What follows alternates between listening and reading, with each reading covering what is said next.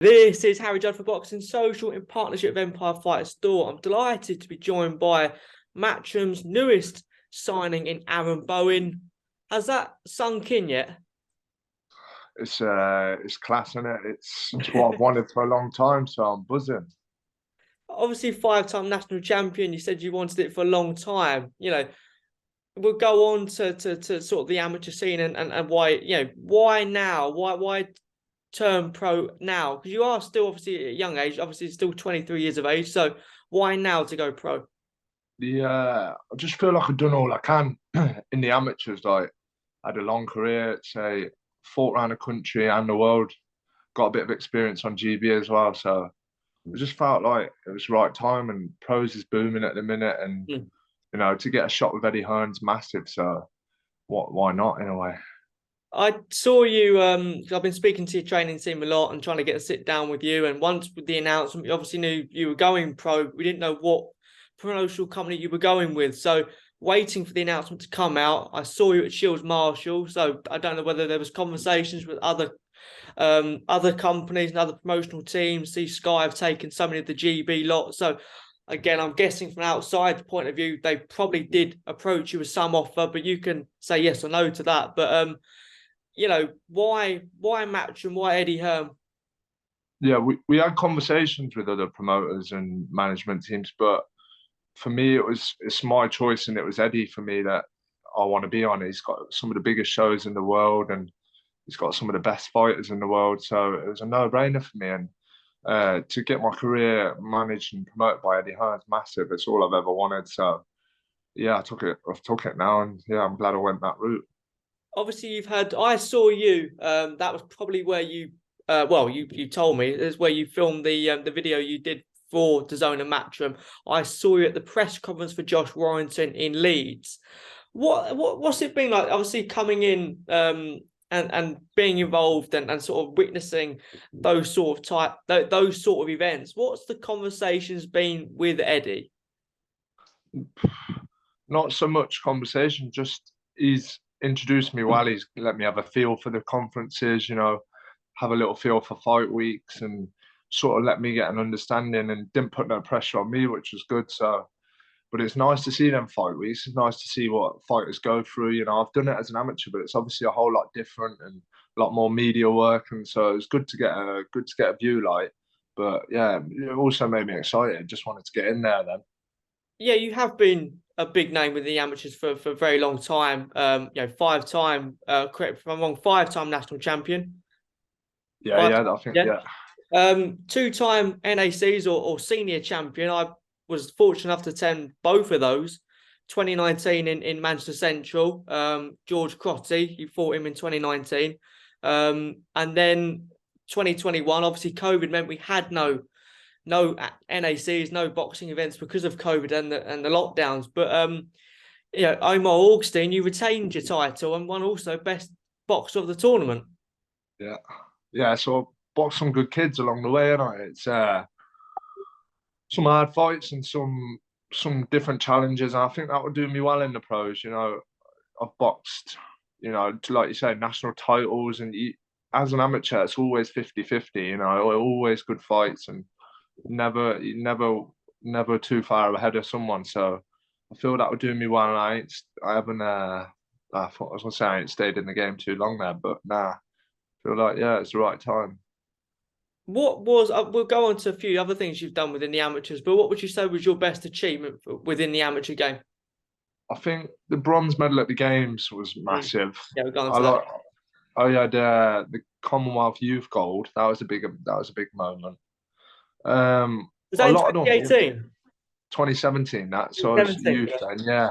But all of it, winning the national titles, I always watched kids go and win that, and I wanted to go do that. So every little milestone has been a proud moment for me, and this is another one. So I just want to keep getting more of them, you know, bit by bit, get there. Yeah, well, let's talk about the Commonwealth Games because I was there for the media day and interviewed yourself and did a few bits of content with you and the whole of Team England. Um, that whole event, man, that was crazy last summer. It was absolutely huge.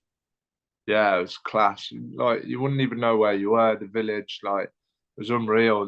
all the athletes together. And I had a taste of it as a youth, but it was just a whole different game when, as a senior, like it was class. Like, you know, it was so handy being in Birmingham. All my people could come and watch, and Yeah. the amount of people that were there, and that, you know, it's just unreal. Just, and then to get a medal as well was buzzing. But I wish I got gold. But like, you know, looking back, what an experience! One I'll remember forever as well. What was that opening ceremony like? So I remember watching it and talking to a few of the boxers that were there on text and stuff. It looked absolutely mental and insane. It was because you might have had, I don't know whether you had family attending or whatever, but that whole opening ceremony was just insane. Yeah, it was massive. It was, you know, I couldn't even see my family because obviously that many people Yeah. there, but such a good atmosphere. The hot when we walked in, the loudest cheer you'll have heard, like it was class. And you know, some of the girls and lads didn't get to go because they were boxing, but I'm so glad I got that opportunity. And even if I didn't box or anything, that opening ceremony was good enough to remember forever. Like, Obviously, you wanted gold, but you know we'll go on to the fight that won an award at the GB Awards. But are you pleased with how you performed on that big stage? I'm pleased how I performed on the big stage. Yeah, there was a lot of pressure, I'd say, a lot of expectation, but I'm disappointed with the final performance, but it got back of the year and it was a great fight and I got a medal off it. So things to take away. But yeah, I'm probably not too obviously buzzing with the result, but that's not something I've got to work on. But overall, I had like two probably fight of the years, like nominations and great atmospheres and you know, more experience in the bank. Being on that big stage, it was massive, you know, coming out to hundreds and thousands, like to go and then onto the pros, it's a nice little step up, I think. How did you deal with the media commitments? Because I was with you when ITV were there, when BBC were there for the media day in Sheffield. But how did you deal with all the pressure of all the media and throughout the whole event? Oh yeah, it was new to me, but Mm. I sort of tried to take it in my stride and to soak it all up. It's part of the game, isn't it? So you gotta either get used to it or not. So I enjoyed it. I tried to soak it all in and you know just be myself and enjoy the whole thing. And I'm glad I did because I made the most of it. Taylor Bevan, that bout of the year, the GB Boxing Awards, everyone on Twitter, Barry Jones included, was just absolutely amazed with that fight. If you haven't seen it, then I'm sure it'll be available somewhere on YouTube to watch it. Just take me through that fight. It was literally toe to toe. Yeah, it was good scrap. I knew it would be as well. It was we spar all the time up GB, don't we? So I knew it was going to be a good fight. I knew we were going to just go at it eventually. And maybe I started too slow in the first round, and Mm. that's where I felt I went wrong. And then sort of chasing it, but it turned out to be a good fight. And everyone, you know, nothing but positive comments from the fight. So again, disappointed in my performance, but you know, them sort of fights I like, and I'll remember that one for a long time. You know, win or lose, like as to have a good old scrap in front of probably 2,000, 3,000, you know, and for a Commonwealth semi-final like that, that's the bollocks. That probably shouldn't Well, say that. Sorry. no, no, you can say whatever you want, mate. It's the bollocks. It was. It was a good fight, and everyone looking at it was amazed in how competitive it was. But yeah, you said 12 round brawls in Coventry, sellout arenas. How would you do that? Say again, how would I do that? Yeah, how will you do Yeah, that? You said in the just zone bit. That's what that's you it. want Like I feel like Eddie's got the platform obviously to put Birmingham Midland shows on, and you know I just got to keep winning and keep beating the people who he puts in front, and then you know eventually a nice domestic clash would be good in a local arena or his a local arena, and I like to come and fight, so I think it'd be I just enjoy that, and I think the fans come away thinking what a great night. You know, even though I lost, I still get people coming up to me now saying, "Oh, great fight! I love that fight." You know, to. got some people into boxing, and you know, I enjoy that, and that's what it's about for me. What do you think of the super middleweight division at the moment domestically? You got Zach Chelly, obviously, as the English champion. Um, Yeah, yeah, what do you make of that whole category at the it's a moment? good weight. Super middle has always been a good weight, hasn't it? It's some good lads, different styles. So I do fancy myself up there. So I've just got to work hard and listen to the people around me. And there's no reason I can't be there. But yeah, I think it's a good weight. It's a weight where there's some big fights that could be made as well, and some that I'd fancy. And let's see how it goes, isn't it? Yeah, definitely. I mean, yeah, the news only broke. What was it, last week that this came out? So it's still obviously fresh. But looking at that division, looking at your career, and obviously starting as a pro, and as an amateur, you've done, I guess, the amateur domestic route, traditional route. You did, 5-time national champion, box for England, then GB. You did that sort of that real good grounding within the amateurs. Are you thinking of doing that or replicating that in the pro game? Yeah, I'd like to. I'd like to. I'd like to try get every bout and do it that sort of route. Like start with Midlands, go to English, go British, and see. Just keep pushing and see how far I can go. The obvious dreams, world title, but I've got to. I can't look onto that yet. I've got to obviously starting from the beginning. So I want to. That is the route I would like to take. Try and get almost every bout, and I think that's a nice route to take. And yeah. When are we likely to get an announcement on a debut fight? I think anytime soon. They're looking around the month of February, so there's no confirmation on what venue or whose card yet, but they're looking for February, so should expect to see me out at February sometime. Someone else that's just gone pro, signed with Box and Sky Sports, was Harvey Lambert. Impressive second round TKO as someone that you boxed with, you boxed abroad with. Just a word on how special that talent is as well. Yeah, he's good, Harvey. I've obviously trained alongside him up GB, shared rooms with him, traveled the world with him, so know him very well. And I've seen him sparring, seen him boxing. He's very good and definitely one to watch out for, 100%. Did he not try and influence you to perhaps go the Boxer Sky Sports route, or just I think it's the lads will give you advice or not, or give you what they think, but it's no one's ever pressured each other. I think it's got a lot of respect for all the fighters that you've been on Team GB with, and they no sort of pushing us on that. What is it like to be at Team GB? Just in the most plainest. So what is it like? It's good, it is class when you're up there. It's like you're surrounded by the best, like boxers, coaches. You got medical staff. You got video analysis. There's a reason they're producing so many medals, and it is a world class facility. And you are a proper professional up there, and they get you fit, they get you sharp. It is a real enjoyable time. It is tough as well. There's no letting off, and they will work you hard. But I feel like that year, 18 months I've had on GB is going to push me massively. I didn't sort of overstay. I feel like it's just the right amount of time for me, that was. And yeah, a good bit of learning on there for the last 18 months. I think it's pushed my career massively. So yeah, I enjoyed it up there. It was good. Because when you started, was it around the time of the last Olympics in Tokyo? Yeah, when I joined for the first 6 months, it was basically prepping the Tokyo team. So I had good sparring with Ben Whittaker, was George Crotty, obviously. Chev Clark. There was Lewis Richardson. So I had a right mixture of, some going to the Olympics, some trying. So it was a good atmosphere, and it was a great learning for me to see them training for Tokyo, like the biggest thing you can go to. So I picked up a few little things there and worked hard while there, and then got myself on podium after that. One of the most special young prospects and talents at the moment has got to be Caroline Dubois. You've trained alongside her. She's a massive, massive prospect for Sky.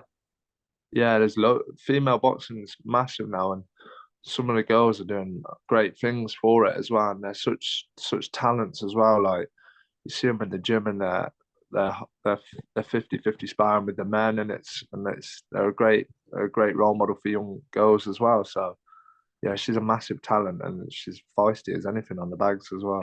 Yeah, Lincoln as well with the Olympics in Tokyo. Yeah. The Olympic problem, which we all are beginning to understand a little bit more, and we're obviously not going to go that political into it, but was that another factor that swayed you towards perhaps going pro at this time, because the uncertainty around Olympics and boxing at the moment? Yeah, a little bit. You know, there was no guarantee of getting to the Olympic spot, and that's the hard thing about GB is there's say 5 or 6 you're going for the number 1 spot. So it was I was questioning that, and then the offer come, and I thought this is a good chance for me. You know, coming off the Commonwealth Games, and there's no guarantee of the Olympics, and if I hadn't have got there, I would have lost momentum and stuff. So for me, it was the right time. But it's a shame about the Olympics because I think it's one of the biggest sports in it, and it should definitely go ahead. You know. Yeah, and not only that, I mean, for you as a athlete and in your boxing career as well, I suppose boxing in the Olympics, you look at Karis Art and style, you look at Lauren Price, for example, Yeah. they would possibly regard their Olympic success as one of the biggest successes in their looking back on their whole careers. Once they get to an age where they retire, perhaps they will look back, and the Olympics is probably one of their greatest achievements. So it is a shame that you perhaps won't get that opportunity.